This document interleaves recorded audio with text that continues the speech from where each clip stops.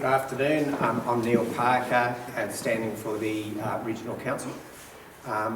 I have resided in the Bay almost my entire life, and I would direct you to Tim's fantastic Tauranga Residents website to find a lot more detail, because I'd like to talk to you all day, but I understand I won't have all day.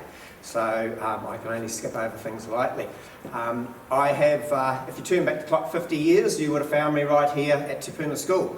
Over to Te Puna in the west, through to Edgecombe in the east, and many places in between.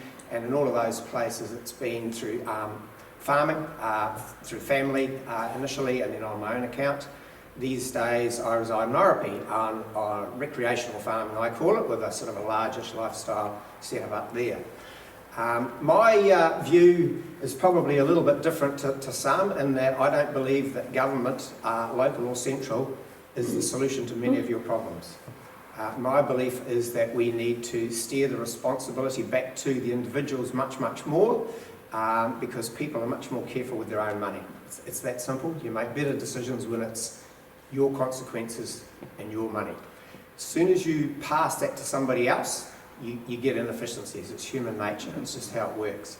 And just to give you a bit of an idea as to where that's got to here, all of you, of course, are ruled by two councils, Western Bay and the Regional Council. The combined spend of those two entities is $350 million.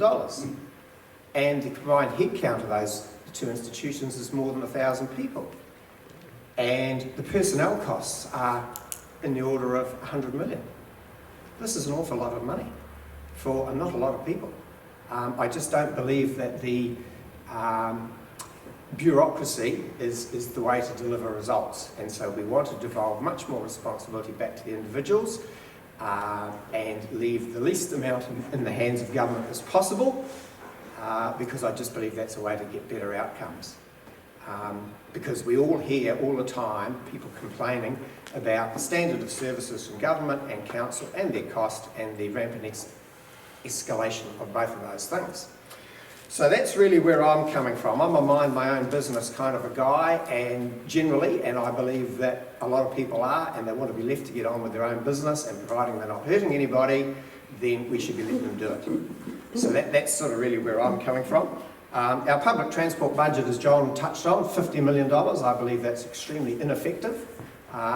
There's allegedly 3 million rides on that service. Most of those will be school kids, which works out to $32 a day to send a child to school. I think that's crazy. You know, that's just ridiculously expensive. And I noticed in the BOP Regional Council annual report, the other expenses, you know, those ones we won't bother itemising, just a mere 44 million. Well, I would actually like to see that itemised. You know, we want to know, that's a lot of money.